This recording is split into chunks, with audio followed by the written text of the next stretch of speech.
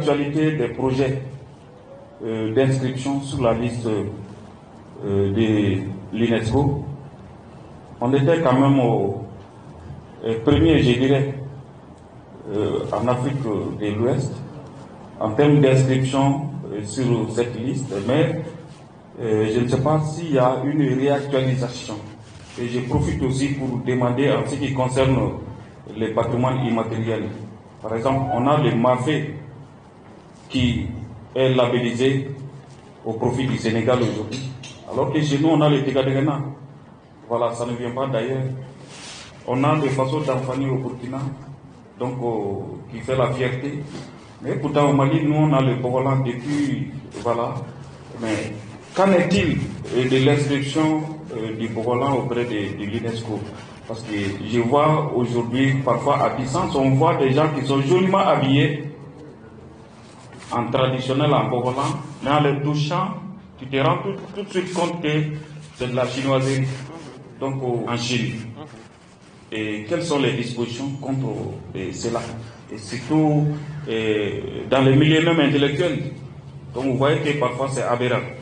Une préoccupation par rapport à la prise de conscience de tout ce qui est au niveau des collectivités face aux actions du patrimoine. Donc dans ces cas, je me pose la même question pendant plusieurs années. Qu'est-ce qu'il nous faut, ou qu'est-ce que vous allez faire, au moins pour que les collectivités prennent conscience, au moins la charge des projets ou des initiatives du patrimoine culturel, alors que dans les projets du PDSEC, on entend tout le temps budget pour le patrimoine, mais sans action concrète. Donc il nous faut, moi je suis concerné, mais vous êtes concerné aussi. J'avais même préféré que s'il y avait le maire ici aussi, c'était une très bonne chose. On est à 9 éléments immatériels, parce qu'on a inscrit sur la liste du patrimoine mondial les pratiques et expressions culturelles liées au Mbolon. Ça c'est fait déjà. Je ne sais pas si vous êtes au courant de cela. Cela complète à 9. Mais sur le plan matériel, on est toujours à 0. On voulait inscrire sur la liste du patrimoine mondial les sites historiques du Mandé. Ça est de Kangaba à Kamadjan, de Kamadjan à Kenyero. Donc c'est ce triangle-là qu'on voulait inscrire sur le patrimoine mondial.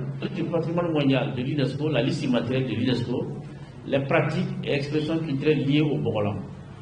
Et c'est en cours.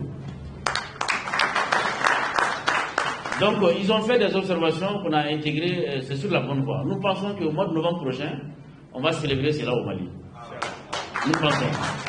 Si nous avons de la documentation sur les techniques traditionnelles de fabrication du Bogolan, de la teinture, tout est questionné là chez nous à la DNPC. On a mené des enquêtes pour ça, il n'y a aucun souci pour ça. C'est comme la broderie traditionnelle. Et faire un bazin dans un atelier, la broderie traditionnelle coûte 300 000 francs, 400 000 francs à Djéné et à Gao et à Tombouctou. Mais quand vous allez faire un bazin brodé, c'est comme 75 000. Vous voyez la différence entre 300 000, 400 000 et 75 000. Les arts vivants, théâtre, côté bas, il faut les valoriser. C'est des sources de conscientisation des jeunes, de ceux qui font du mal, de ceux qui ne font pas du bien. Je mets les assignations en justice. C'est pour dire encore une fois que non seulement les collectivités aussi participent de la dégradation, mais également les communautés qui participent de la dégradation en termes de pillage, ça il faut le dire, et de trafic illicite. Cela est clair aujourd'hui. Les enjeux de promotion du patrimoine culturel, cela conditionne également des facteurs de développement, le développement en jeunes surtout. L'article 42 de notre loi, la loi que je viens de citer tout à l'heure, dispose en son article 42 que l'État garantit et assure la promotion du patrimoine culturel par le soutien et l'encouragement des mesures favorisant l'intégration prioritaire des œuvres individuelles et collectives de toutes sortes dans la vie nationale. C'est pour dire que on peut puiser dans le patrimoine culturel national pour promouvoir, pour créer. Et c'est ce qu'on appelle la créativité. Puiser dans le tréfonds culturel pour créer d'autres aspects du patrimoine.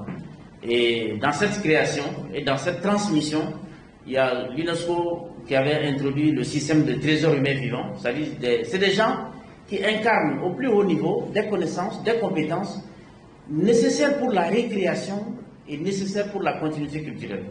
Donc la promotion du patrimoine culturel est un enjeu qui conditionne aussi le développement endogène. Nous devons promouvoir notre patrimoine culturel, c'est dans la loi.